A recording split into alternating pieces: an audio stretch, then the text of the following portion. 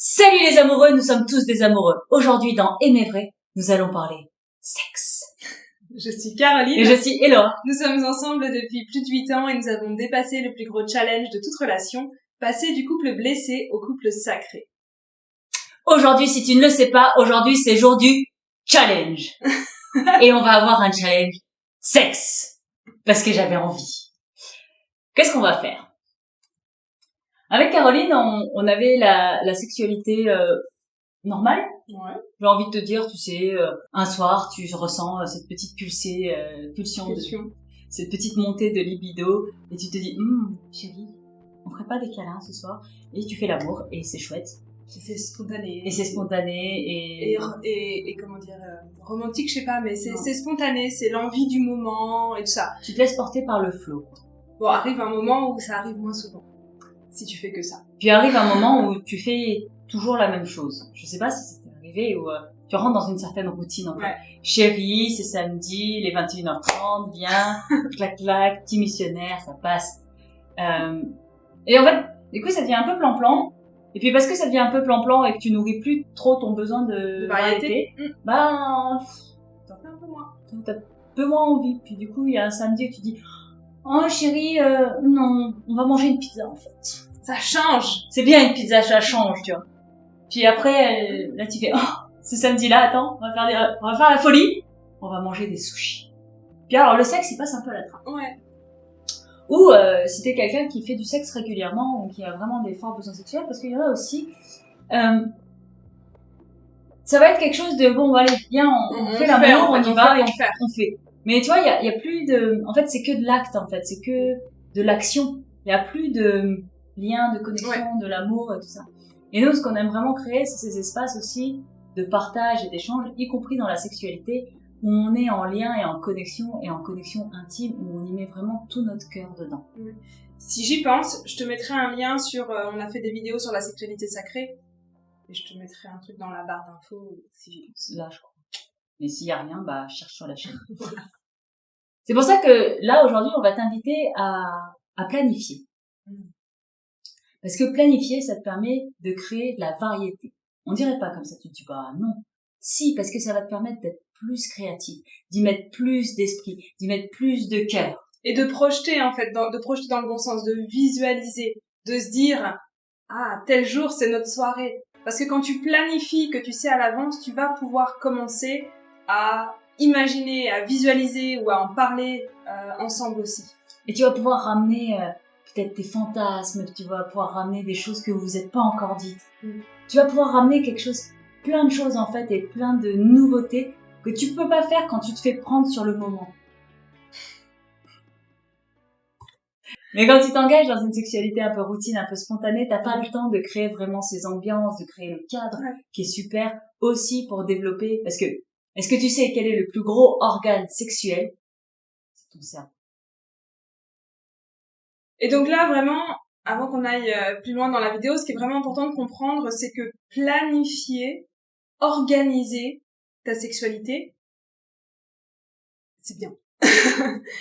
En fait, souvent on a cette croyance qu'il faut faire ça de manière spontanée, que c'est des choses qui doivent arriver quand on en a envie, au moment où on en a envie, et c'est chouette aussi.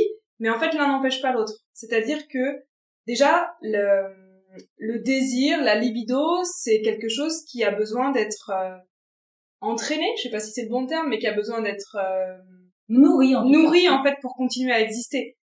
Je sais pas si ça t'est déjà arrivé. Essaye de ne rien faire sexuellement pendant plusieurs mois, t'as moins envie, en fait, à la fin. C'est plus quelque chose qui est présent, parce que c'est comme si t'avais éteint le bouton à l'intérieur. Donc là, ta libido, elle a besoin d'être nourrie. Donc pour que les moments spontanés puissent arriver, t'as aussi besoin de moments planifiés. Et pour nourrir ta libido, t'as aussi besoin de, comme disait Eloi, de commencer à imaginer, à visualiser, et à sortir un peu du cadre que vous pouviez avoir ensemble dans votre sexualité. Avec Caro, on l'a vraiment expérimenté ça. On s'est dit, un jour, je lui dis, chérie, je veux t'attacher. Elle me dit, ouais, d'accord. Alors, si t'as des enfants, je t'invite à les faire dormir chez les grands-parents, à trouver une nounou, à les envoyer en camp de vacances, à les envoyer chez tonton tata, enfin, tu te débrouilles. C'est plus cool d'avoir ta soirée à deux, en amoureux, quand les gamins, ils sont pas à la maison. Ça, c'est une base. Ou ta mère, si jamais t'es chez ta mère. Enfin, en fait, soyez tranquille, quoi. Trouvez-vous un espace où vous êtes sympa.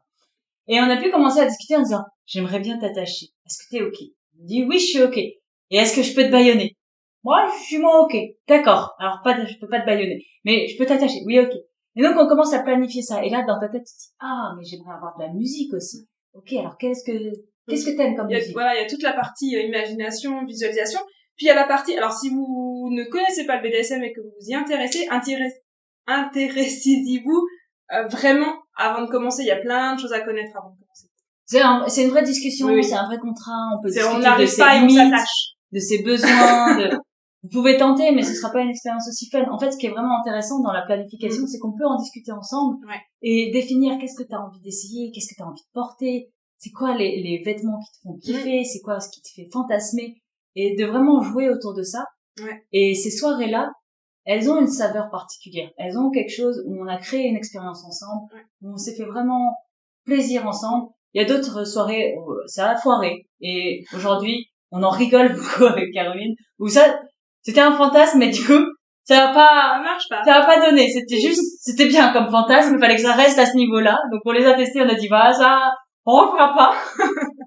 Mais du coup, tu vois, on en rigole juste d'y penser.